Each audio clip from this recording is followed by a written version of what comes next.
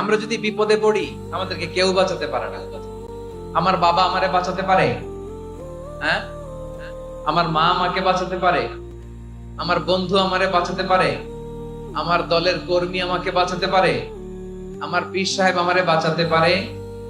আমার পটুয়াখালীর ভাইয়েরা খেয়াল রাখবেন, বাঁচাতে পারে এক মহান সত্তা, উদ্ধার করতে পারে এক মহান সত্তা। চিৎকার করে বলুন, তিনি কে? আবার আল্লাহ বললেন, আম্মাই ইউজিবুল মুত্তাররা ইযা দাআহু ওয়া ইয়াকশিফুস সুআ ওয়া ইয়াজআলুকুম খুলাফাআল আরদ আইলাহুম মা'আল্লাহ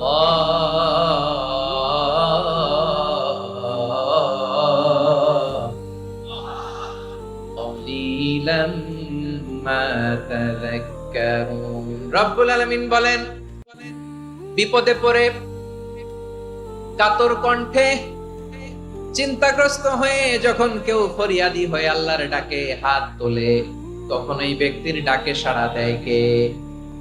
সবাই বলুন। কাতর কণ্ঠে বিপন্ন অবস্থায় আপনি যখন কেঁদে কেঁদে হাত তুলে আপনার দুঃখের কথা জানান, আপনি যখন ডাকেন তারে, তখন আপনার ডাকে সাড়া দেয় কে? আল্লাহ বলে, আমি সাড়া দেই। তোমাদের বিপদকে মুক্ত করে দেয় কে? ওই আল্লাহর সাথে কোন উপাস্য আছে নাকি? কিন্তু খুব অল্প সংখ্যক লোকই তোমরা উপদেশ গ্রহণ করো। কথাটা কার?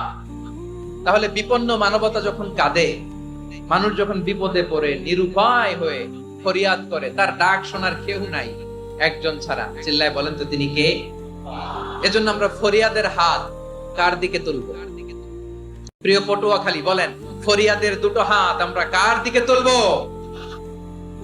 এবং খেয়াল রাখতে হবে, মাথার সাথে সেট করে নিতে হবে, আল্লাহ ছাড়া আমাকে উদ্ধার করার কেউ নাই। এই পৃথিবীতে কেউ আপন না। প্রিয় ভাই, বিপদে পড়লে বোঝা যায় কেউ আপন নাই। আপন শুধু একজন মহান সত্তা, তিনি কে? এটা কি আপনারা খেয়াল রাখতে পারবেন? হ্যাঁ, বিপদে আপদে কেউ আমাদের বাঁচাতে পারে না, তরাতে পারে না, মুক্তি দিতে পারে না, উদ্ধার করতে পারে না, একমাত্র আমার প্রভু ছাড়া, আল্লাহ ছাড়া। চিল্লায় বলেন ঠিক কিনা? এবং প্রিয় পটুয়াখালীর ভাইয়েরা, মাথার সাথে এটা সেট করে নিতে হবে যে আমাদের পুরো জীবনটাই পরীক্ষা। পুরো জীবনটাই কি? The life is a test. পুরো জীবনটাই পরীক্ষা। এই জীবনে বিপদ আসবে, আপদ আসবে, পরীক্ষা আসবে, সবার জীবনে এটা থাকে। এক একজনের পরীক্ষা এক এক রকম। আমার পরীক্ষা একরকম, মাসুদ ভাইয়ের পরীক্ষা একরকম, চৌধুরী সাহেবের পরীক্ষা একরকম, আপনার পরীক্ষা একরকম, উনার পরীক্ষা আবার আরেক রকম।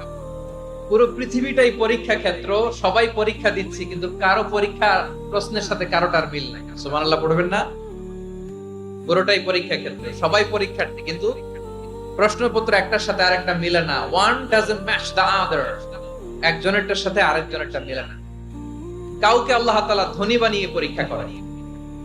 কি বানিয়ে? কথা কি বুঝতেছেন? নাকি কষ্ট হচ্ছে? কষ্ট হচ্ছে আপনাদের?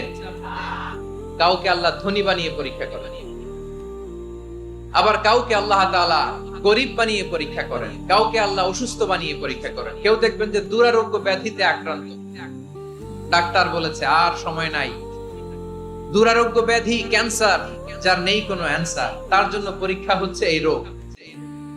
আরেক লোক দেখবেন তার আবার রোগ বালাই নাই, মাশাআল্লাহ, তাকে আল্লাহ তাআলা আর্থিক দৈন্যতা, দারিদ্রতা দিয়ে পরীক্ষা করছেন। এরকম আছে না নাই? টাকা পয়সা নাই, দিন আনে দিন খায়, যা আছে তাতে চলে না, এটা তার জন্য পরীক্ষা।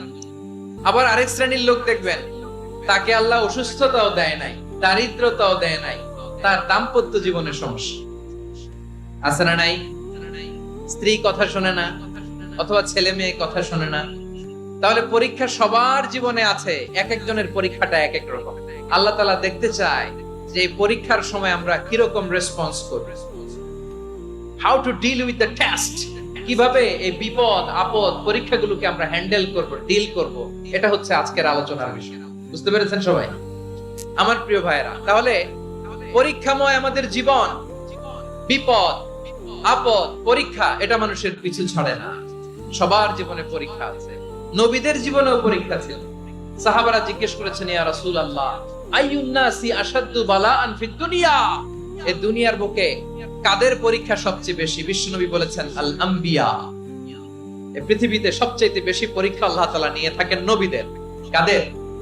নবীদের। সুম্মাল আমসাল ফাল আমসাল, এরপরে নবীদের পরের স্তরে যারা তাদের পরীক্ষা, এরপরে তাদের পরের স্তরে যারা তাদের পরীক্ষা, সিদ্দিকীনদের, শুহাদাদের, সালিহিনদের, আল্লাহওয়ালাদের। যার ঈমান যত মজবুত তার জীবনে পরীক্ষাও তত বেশি। চিল্লায় বলেন ঠিক কিনা? তাহলে মুমিনরা, বিশ্বাসীরা, আমরা কি পরীক্ষা, বিপদ আপদে ভয় পাই?